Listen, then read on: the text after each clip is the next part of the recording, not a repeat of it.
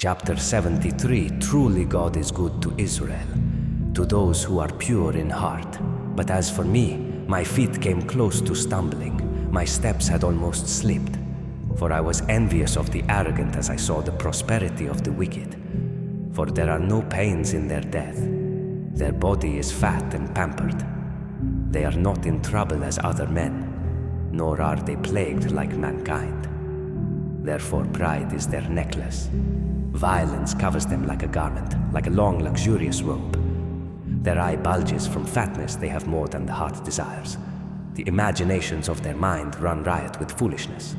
They mock and wickedly speak of oppression. They speak loftily with malice. They set their mouth against the heavens, and their tongue swaggers through the earth. Rev 13. 6 Therefore his people return to this place, and waters of abundance offered by the irreverent are blindly drunk by them. They say, how does God know? Is there knowledge of us with the Most High? Behold, these are the ungodly, who always prosper and are at ease in the world. They have increased in wealth. Surely then in vain I have cleansed my heart and washed my hands in innocence. Malin 3:14. For all the day long have I been stricken and punished every morning. If I had said, I will say this, and expressed my feelings, I would have betrayed the generation of your children. When I considered how to understand this, it was too great an effort for me and too painful, until I came into the sanctuary of God. Then I understood, for I considered their end. Surely you set the wicked-minded and immoral on slippery places. You cast them down to destruction. How they are destroyed in a moment. They are completely swept away by sudden terrors. Like a dream which seems real until one awakens, O Lord, when stirred, you observe the wicked, you will despise their image. But when my heart was embittered, and I was pierced within as with the fang of an adder, then I was senseless and ignorant. I was like a beast before you. Nevertheless, I am continually with you. You have taken hold of my right hand. You will guide me with your counsel, and afterward receive me to honor and glory. Whom have I in heaven but you? And besides you, I desire nothing on earth. My flesh and my heart may fail, but God is the rock and strength of my heart and my portion forever. For behold, those who are far from you will perish. You have destroyed all those who are unfaithful and have abandoned you. But as for me, it is good for me to draw near to God. I have made the Lord God my refuge and placed my trust in him, that I may tell of all your works. Chapter 75. We give thanks to you, God. We give thanks to you, for your name is near. People tell about your wondrous works. When I choose a time, I will judge fairly. When the earth and all its inhabitants shake, I am the one who steadies its pillars. Dot Selah, I say to the boastful, do not boast, and to the wicked, do not lift up your horn. Do not lift up your horn against heaven or speak arrogantly. Exaltation does not come from the east, the west, or the desert, for God is the judge. He brings down one and exalts another.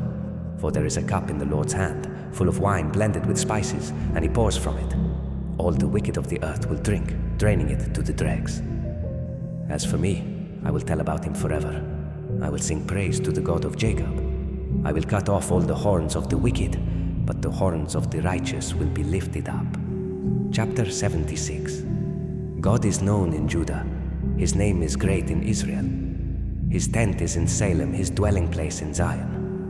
There he shatters the bow's flaming arrows, the shield, the sword, and the weapons of war. Dot Selah. You are resplendent and majestic coming down from the mountains of prey. The brave-hearted have been plundered. They have slipped into their final sleep. None of the warriors was able to lift a hand.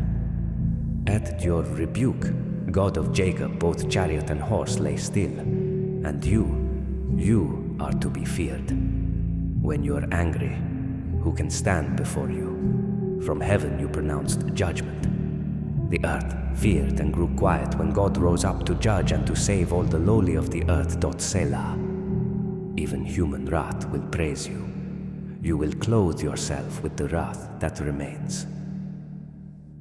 Make and keep your vows to the Lord your God. Let all who are around him bring tribute to the awe-inspiring one. He humbles the spirit of leaders. He is feared by the kings of the earth.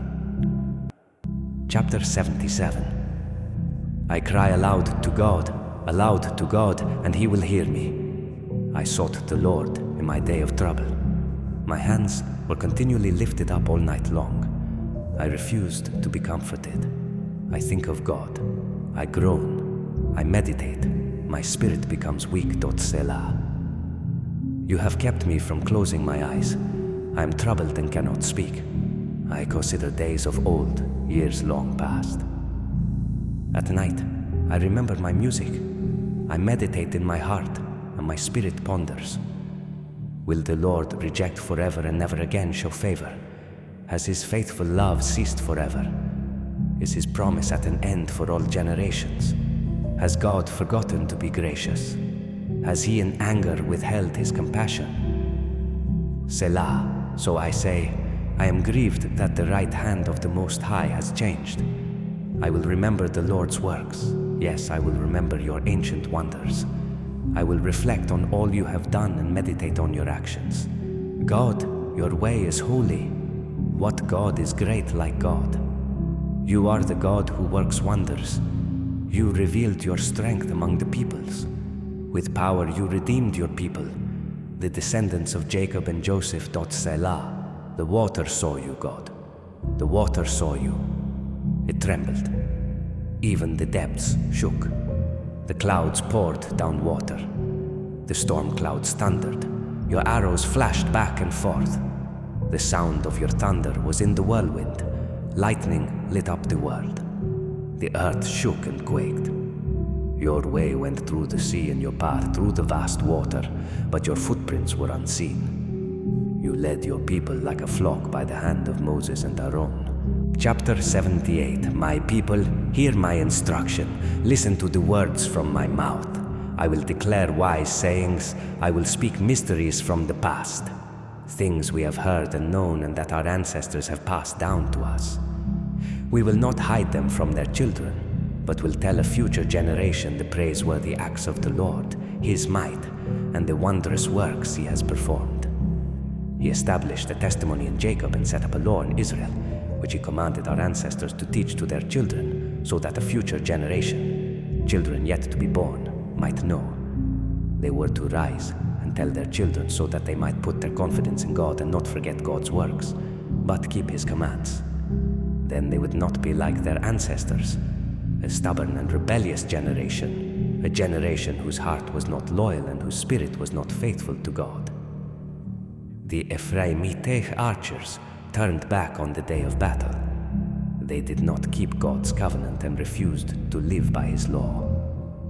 They forgot what he had done, the wondrous works he had shown them. He worked wonders in the sight of their ancestors in the land of Egypt, the territory of Zoan. He split the sea and brought them across. The water stood firm like a wall.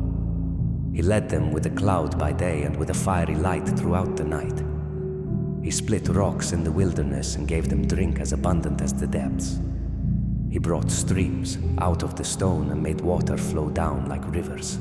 But they continued to sin against him, rebelling in the desert against the Most High. They deliberately tested God, demanding the food they craved. They spoke against God, saying, "Is God able to provide food in the wilderness? Look, he struck the rock and water gushed out, torrents overflowed. But can he also provide bread or furnish meat for his people, Therefore, the Lord heard and became furious. Then fire broke out against Jacob and anger flared up against Israel because they did not believe God or rely on his salvation. He gave a command to the clouds above and opened the doors of heaven. He rained manna for them to eat. He gave them grain from heaven. People ate the bread of angels. He sent them an abundant supply of food. He made the east wind blow in the skies and drove the south wind by his might. He rained meat on them like dust, and winged birds like the sand of the seas. He made them fall in the camp, all around the tents. The people ate and were completely satisfied, for he gave them what they craved.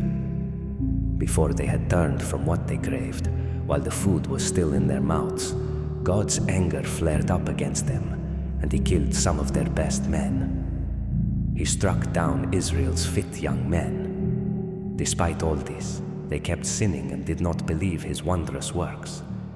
He made their days end in futility, their years in sudden disaster. When he killed some of them, the rest began to seek him. They repented and searched for God. They remembered that God was their rock, the Most High God, their Redeemer. But they deceived him with their mouths. They lied to him with their tongues. Their hearts were insincere toward him, and they were unfaithful to his covenant. Yet he was compassionate. He atoned for their iniquity and did not destroy them. He often turned his anger aside and did not unleash all his wrath.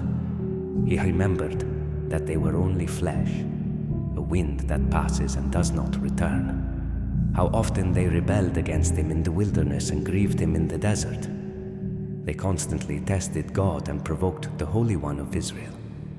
They did not remember his power, shown on the day he redeemed them from the foe, when he performed his miraculous signs in Egypt and his wonders in the territory of Zoan. He turned their rivers into blood, and they could not drink from their streams.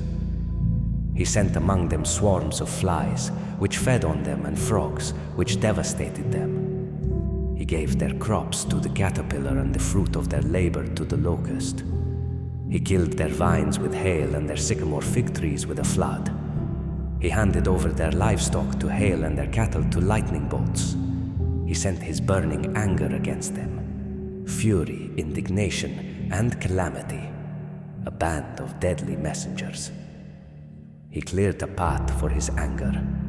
He did not spare them from death, but delivered their lives to the plague. He struck all the firstborn in Egypt, the first progeny of the tents of Ham. He led his people out like sheep and guided them like a flock in the wilderness. He led them safely, and they were not afraid, but the sea covered their enemies. He brought them to his holy territory, to the mountain his right hand acquired. He drove out nations before them. He apportioned their inheritance by lot and settled the tribes of Israel in their tents. But they rebelliously tested the Most High God, for they did not keep his decrees. They treacherously turned away like their ancestors. They became warped like a faulty bow. Chapter 81. Sing for joy to God our strength. Shout in triumph to the God of Jacob. Lift up a song, play the tambourine, the melodious lyre and the harp. Blow the ram's horn on the day of our feasts during the new moon and during the full moon. For this is a statute for Israel, an ordinance of the God of Jacob. He set it up as a decree for Joseph when he went throughout the land of Egypt. I'd heard an unfamiliar language. I relieved his shoulder from the burden. His hands were freed from carrying the basket. You called out in distress, and I rescued you. I answered you from the thundercloud. I tested you at the waters of Meribah. Selah, listen, my people, and I will admonish you. Israel, if you would only listen to me. There must not be a strange God among you. You must not bow down to a foreign God.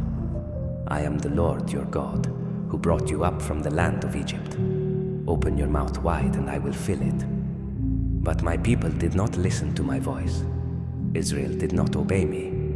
So I gave them over to their stubborn hearts to follow their own plans. If only my people would listen to me and Israel would follow my ways, I would quickly subdue their enemies and turn my hand against their foes. Those who hate the Lord would cower down to him. Their doom would last forever, but he would feed Israel with the best wheat. I would satisfy you with honey from the rock. Chapter 82. God stands in the divine assembly. He pronounces judgment among the gods. How long will you judge unjustly and show partiality to the wicked? Selah, provide justice for the needy and the fatherless. Uphold the rights of the oppressed and the destitute. Rescue the poor and needy. Save them from the power of the wicked. They do not know or understand. They wander in darkness. All the foundations of the earth are shaken. I said, "You are gods, you are all sons of the Most High. However, you will die like humans and fall like any other ruler. Rise up, God, judge the earth, for all the nations belong to you." Chapter 83. God, do not keep silent. Do not be deaf, God. Do not be quiet. See how your enemies make an uproar. Those who hate you have acted arrogantly. They devise clever schemes against your people. They conspire against your treasured ones. They say, "Come, let's wipe them out as a nation so that Israel's name will no longer be remembered." For they have conspired with one mind. They form an alliance against you.